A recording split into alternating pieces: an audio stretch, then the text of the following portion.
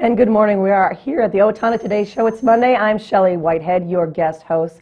And we want to remind you, first of all, thank you for watching us this morning on the Owatonna Today Show. And you can always find us on Charter Cable Channel 8. Also, if you can't catch us during the day, you can find us on YouTube, Flip TV. And if you like us on Facebook, we will actually be able to put a posting on your Facebook page. And you can see us there every day, anytime, 24/7. It's a great opportunity. I'm so excited about our guests in the studio today. We do have Captain Jeff Mundale with the OPD, Owatonna Police Department. We also have Jay Nyquist with Towards Zero Deaths. We're going to talk a lot about safety today. It's a great show. You need to stick with us. Owatonna Today always welcomes your comments, and so if you'd like to let us know, you can reach us at owatonnatoday@charter.net, or feel free to call Leanne Alt, our producer, at 390-5751. And right now we're going to listen to some of our supporters who help us here at Owatonna Today. And we'll be right back with Captain Jeff from the Owatonna Police Department. Be right back. Hi, I'm Jody Voisin with the staff at Fairview Animal Medical Center, your other family doctor. Fairview Animal Medical Center is a proud supporter of the Owatonna Today Show. Recreational fires are allowed within the Owatonna city limits. They must be contained within a fire pit or a device designed for such use, and can be 3 feet in diameter and no more than 3 feet high. They must be 25 feet from a building or combustibles. Only untreated or unpainted woods must be used. Fires must be attended by a person at all times that are capable of extinguishing the fire. This has been a safety tip from the Owatonna Fire Department. Hi, we're Mark and Becky Stevens of the Owatonna Pizza Ranch. And we support the Owatonna Today Show.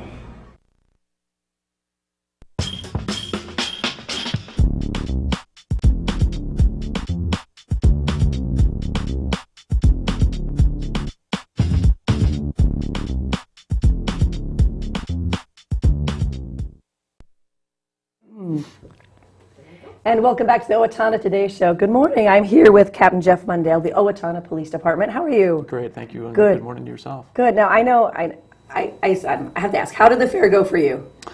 Good, because I didn't have to attend and pull shifts there, but we did spend some personal time there, and it was nice. Yeah. Beautiful weather. And yeah. Good. I'm glad to hear that. I know Owatonna has a lot of great things coming up.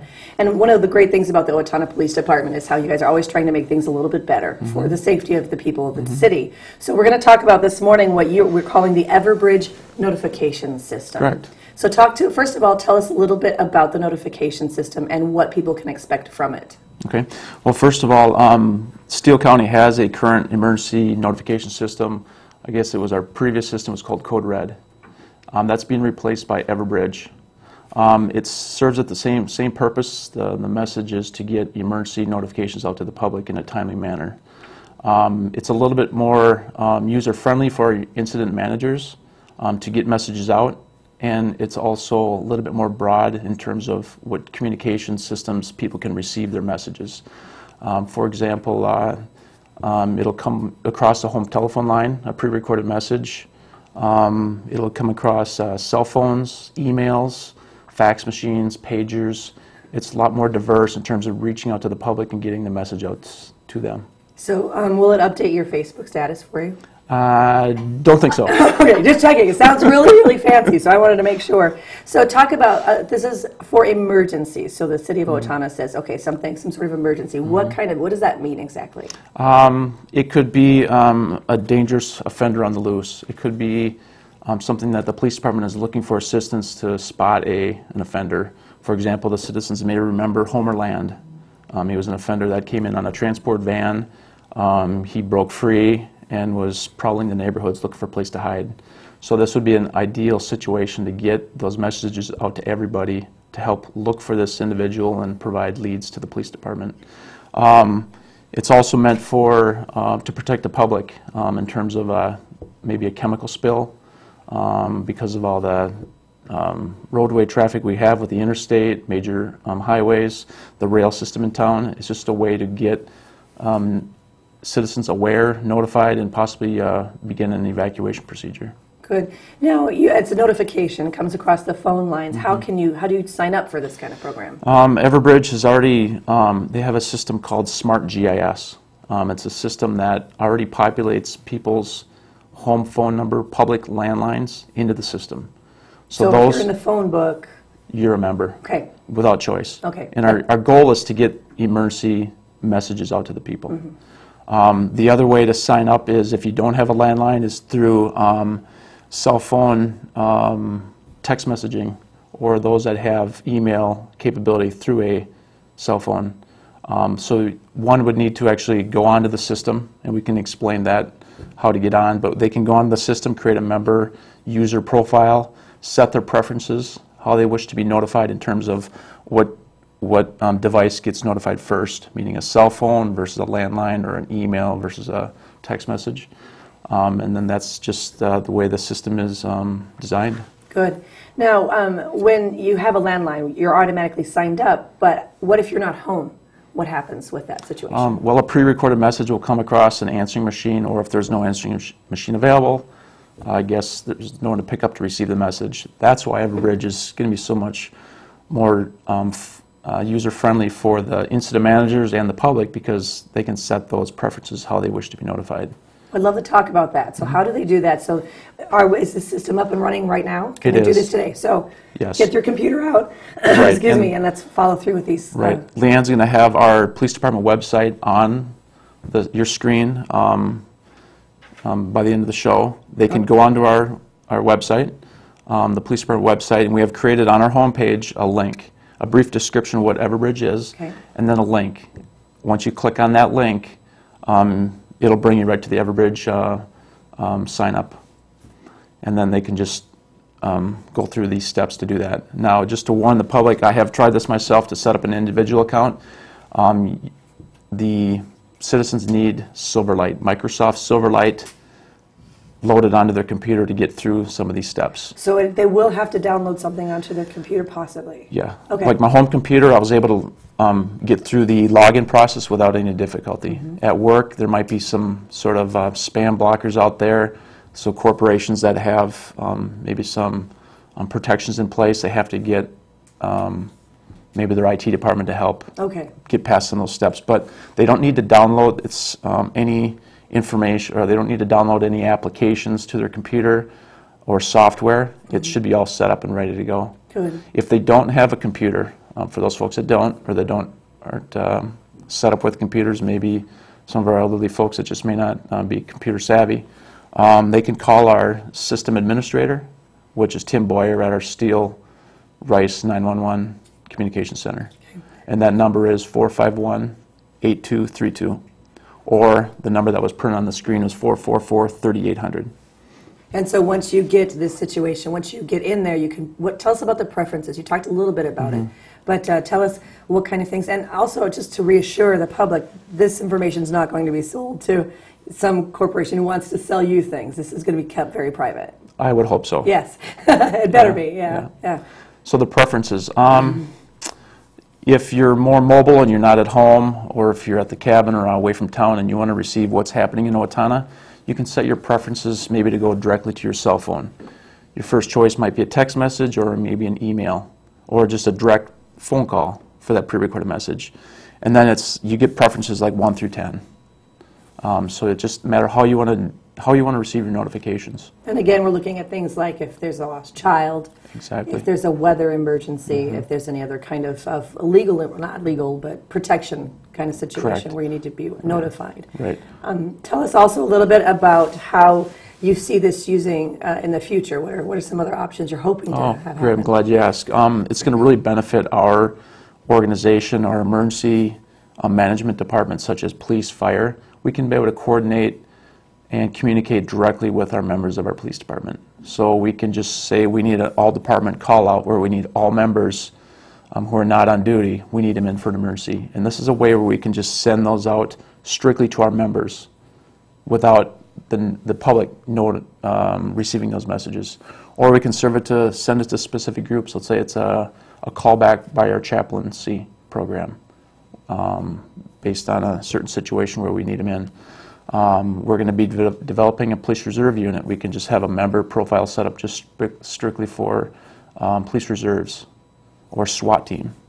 And those people that are only specific to that member group that we choose will get those messages. Well, you even mentioned that, excuse me, you even mentioned that a little bit about if there's a situation in the city where there's a something's happening in a certain portion, you could actually just specifically send it to that part of the city. Correct. So that's exciting. Yeah, it's geographically based, so if you don't want to send messages out to the southwest part of town, but there's something very critical happening in the northeast where we have an evacuation procedure that we need to perform, we can just notify those residents in that part of town. So you want to be a part of this. This is going to keep you in touch with what's going on in your community in all sorts of ways. It's not going to be bothersome. You're not going to be... Yeah, and when really the message is, it's not going to be trivial information, it's important. So we hope that if people receive these messages, that they read it and they follow the directions. Pay attention to what's coming across because it is an emergency. Correct. Well, we also, school starting just next week, so we want to also talk a little bit about school safety and what's going on with that.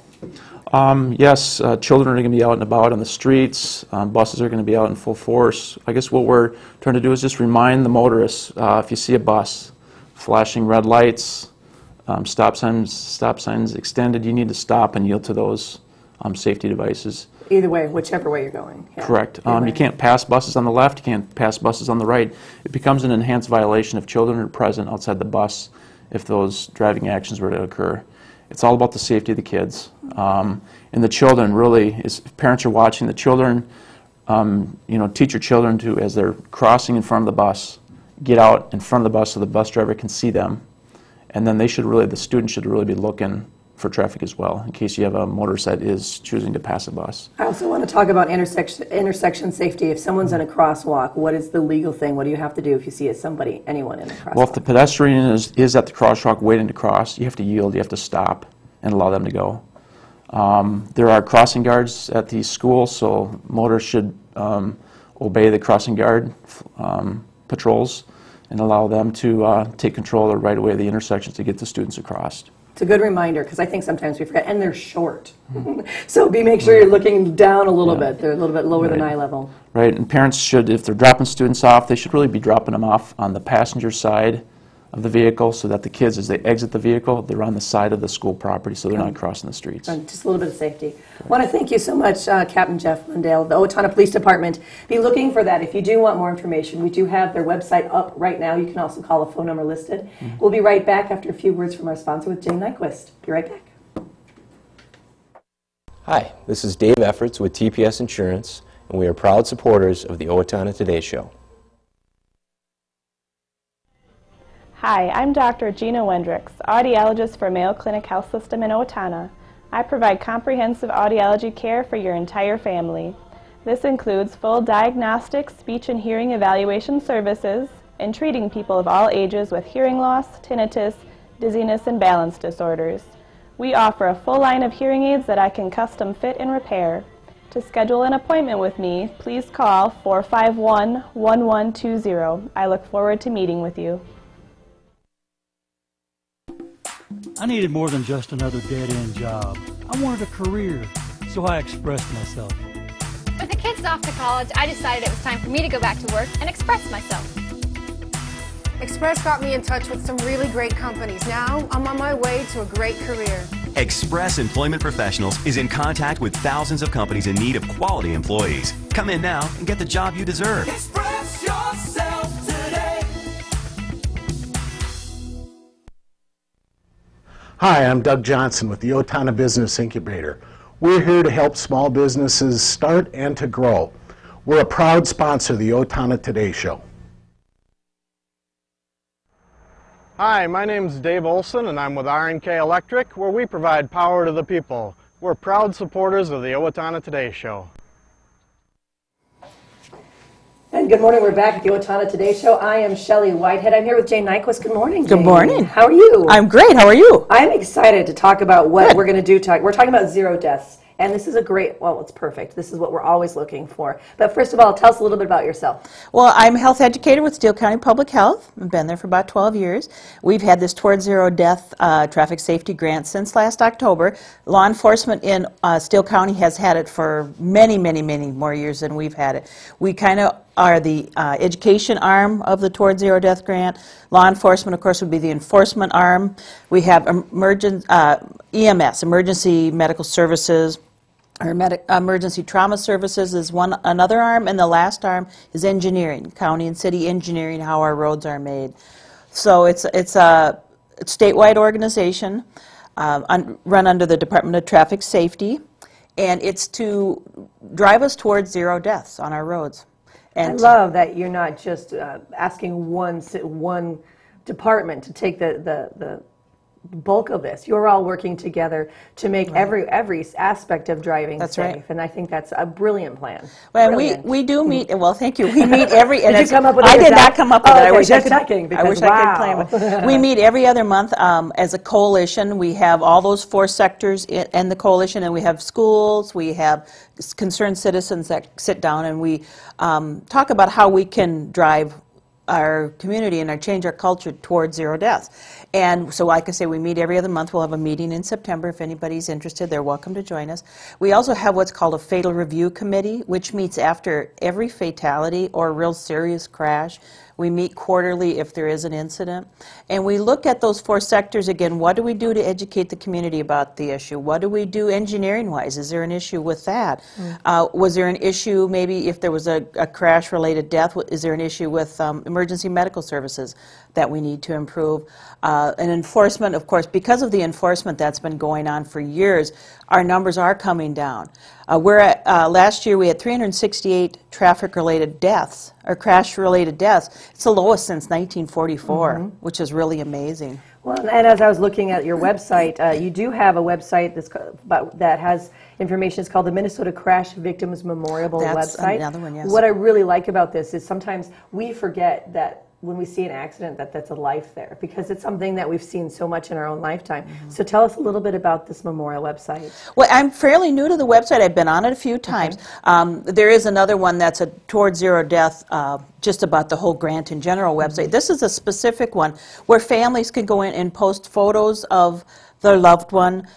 You and I could go in and write a memorial, or it just talks about a little summary about the person, the crash, whatever. It's a wonderful way of remembering folks. It's also putting a face on a situation. Exactly right. You know, why we're working towards this, because these are real lives that have been affected. Definitely. I really like that.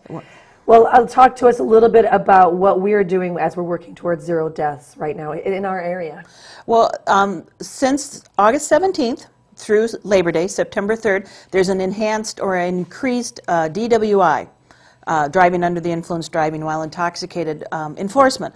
There are over 400 law enforcement agencies around the state of Minnesota that are looking for drunk drivers, people under the influence. It could be under prescription drugs. It could be other illegal drugs. They're looking for people that are, driving erratically.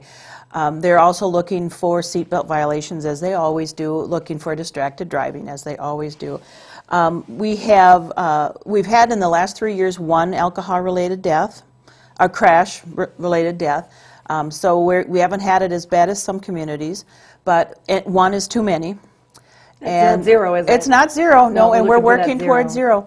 And we had 189 drunk driving-related arrests in the last year. We figure about 200 in Steele County DWI arrests. State of Minnesota has about 30,000 every year, which is an amazing figure. Another fact is that about 1/3 of all the fatal crashes are alcohol related. And unfortunately, most of those are 20-something young males. And so we just want everyone to know that if you're going to go out and party, this time of year, end of summer, there's a lot of parties. Kids are going back to college. There's a lot of underage drinking parties and of-age drinking parties. Have a plan. Don't drive home. Call a friend or a family member. Take a cab. There's a lot of sober cab programs out there. If you have public transportation, take that. And another thing that Devon Wald from the Owatonna Police Department has stated is that a lot of folks will leave the bar at closing, leave their car though, get a ride home, but they'll go back before work or in the morning early to pick up their car. They can still get picked up for drunk driving because alcohol has not gotten out of their system yet. So don't go and get that vehicle until you are totally free of alcohol. And just wanted to share this piece of information. Another piece of information is this Friday, August 31st, is Move Over Day. Ted Foss was state patrolman who was killed about 11 years ago on a road in Winona on I-90 because a car hit him as he was tending to another vehicle. And we want everyone to know that it is a law that you need to move over. If it's a 4-lane road, you need to move over 1 full lane for any emergency vehicle that has flashing lights on. And it's just good practice on any road to be very mindful if someone's on the side of the road changing a tire. I understand a trucker was just killed this weekend because he went out to look at a tire and someone hit him and killed him. So we need to slow down. If you can't move over, slow down and just be very mindful. We have a lot of problems with distracted driving, and I imagine we're going to have more as new technology comes out too. We need to, when we get into a vehicle, we need to drive. We need to pay total attention to what we're doing, not all these other things, because one life is too many to lose. Well, I also want to talk a little bit about, we talked about the increased enforcement, and I think sometimes people get annoyed at that situation. But when we look at the numbers, you know, the lowest traffic fatalities since the 40s, we need to realize that that's because we've increased. Exactly those. right. So it's a public safety thing. So Definitely. if you do have, you get pulled over for whatever reason, please be respectful to that officer because they're really there for your safety. And I think that's a very exactly important right. thing to remember. They're not out there just to get you. I know a lot of people have that mindset that they're just there to get you, but they really are trying to save a life. And if it's someone that's in your family or a friend, it's a very big deal when you lose a life. And every life that's lost has a family or friends, and it affects them all. And that's why that victim website that you said was put up too. It's a stark reminder of what we've got going on. Also, one of the things I noticed as I was perusing the website is that there are some new ads coming out that talk about what to do when you are confronted with an aggressive driver. Right. How to handle that. Do you know a little bit about that? Well, what you're supposed to do is don't engage them. Don't look at them. Just remain calm. If you can get their driver's license number, not their driver's license, their car license number, maybe a vehicle make and model, location of where this occurred, and what happened, call law enforcement. And this goes for driving under the influence, it goes for seat belts, it goes for distracted, anything. Call law enforcement because they want to make those roads safe, so they want to know. And if you do see someone though that is aggressive, just back off. Let him go, let her go, and just relax, and you just take a deep breath too and just drive safely because your life's important. Well, and it's interesting, there's been a couple times I've called law enforcement. Once somebody was weaving so erratically, and I called law enforcement, and I ended up seeing them pull over in a parking lot, and their seat went immediately down, and they took a nap. You know, because they took care of their situation, because they knew they were so tired they couldn't sleep. But still, if they had tried to push through, they could have easily, it was so bad, they could have easily hurt someone. Well, and even driving drowsy is just as bad as driving under the influence, and some reports say it's worse. So I know when I feel like I'm about to fall asleep, pull over on the side of the road, pull over in a wayside restaurant, whatever, and just take a nap, you know, relax. A lot of those power drinks and caffeine, they may work for some people, but they don't work for everyone. So just don't hesitate. Just pull over and wear your seatbelts. The seatbelt is a primary offense in Minnesota. They can law enforcement can arrest someone in the back seat as well as the front seat. If the person in the back seat is underage, under 14, I want to say, the parent or the person driving, adult, gets the ticket. And if it's someone that's over that age, then they would get the ticket. Wow. So it's a kind of an interesting thing. What's the website that, because we want to talk about, we want to make sure people are working towards zero deaths in their own daily lives. So where's the website they can Well, they can go to dps.mn.gov and look for Towards Zero Death. It's on Facebook also. You can go under Minnesota Public Safety. And you can call me at Public Health, but the number is on the screen right now. If you're interested in being on the Towards Zero Death Coalition, helping in any way, because we want to work with schools, we want to work with work sites, we want to work to decrease our traffic-related crashes and deaths. And if folks have great ideas and want to be involved, please call me. Thank you so much. Jay Nyquist, working towards zero deaths. We're going to be right back after a few words from our sponsors. Thanks so much for being with us today. Thank you, Jane. Thank you. Hi, Warren Abraham, Abraham Consulting Technologies, your one-stop technology shop. We support the Owatonna Today Show. Owatonna Public Utilities, real people, real reliable, real progress. Making life a little easier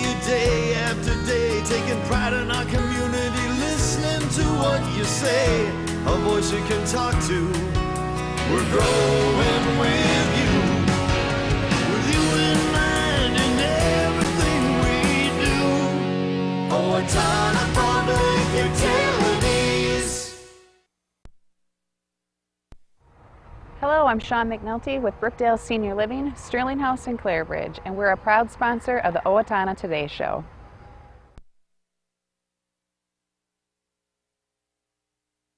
Owatonna Today Show. Again, it's Labor Day is coming up, and so we had some really great public safety reminders with school starting next week. And also, as you're out and having fun, we want you to have fun. That's not the problem, but just be aware and be aware of what's going on around you and those people that are around you. We're looking for volunteers. That's the Crisis Resource Center is looking for volunteers. They want asking people who are willing to answer their phone in the evenings and on weekends. They're on call twice a month and are scheduled based on their availability and preference. It's on-call volunteering. It's a great way to give back to the community. Even if you have a busy schedule but would like to help out, they can work around that busy schedule, so it's a good thing. What they do is they provide necessary training so you don't have to be out there all on your own, and they can answer questions to assist you as you volunteer for the Crisis Resource Center of Owatonna. They do have a DVD training, so it even makes it a lot more fun. If you're interested in working with the Crisis Resource Center, you can reach them at 507-451-1202. You can also check out their website to find out more information. And they are here to support and with confidential services people who are affected by domestic and sexual violence. So make sure you contact them and find out if you want to be, if you've had any experience like this, they're a great opportunity to work with them and help others who may have been through the same thing you're going through right now. The Autism Spectrum Disorder Parent Group is coming up. This is on Tuesday, August the 28th from 6 to 7:30 at the Associated Church here in Owatonna. This is a great opportunity for those of you who have family members who do have autism and you just need a little bit of support. These people have been through it as well. So they know what you're going through. Really encourage you to be a part of this at the Associated Church. Childcare is provided on site, and so you can bring the siblings of those autistic children, and you can give them a call at 507-213-1323 if you want some more information on how you can be part of that. It is called the Autism Spectrum Disorder Parent Support Group, and it's supported by the Advocates for Development Disabilities of Steele County. So Steele County. I'm making up words now, so we're good. And then also want to remind you that the Steele County Historical Society is offering new children's programming. This begins Thursday, September 6th, and it's on the first Thursday of each month, continuing on. Elementary age children are invited to attend a free Time Travelers Club. It sounds like a lot of fun at the Steele County Historical Society. And the first trip that's coming up, they're going to return to the late 1800s and meet a depot station master. If your kids love trains, you need to get a hold of need to be a part of this. And you can call 507-451-1420. That's the Steele County Historical Society. If you want to find out a little bit more, they've also got there's going to be Wild West Show members, a farmer, a family member. It's a great way to remind your kids about history and where they've come from and what's going on. But I want to thank you so much for joining us here on the Owatonna Today Show. I'm Shelley Whitehead. I'll be here with you throughout the week, and we'll be back with you on Wednesday. Thanks so much, and have a great day.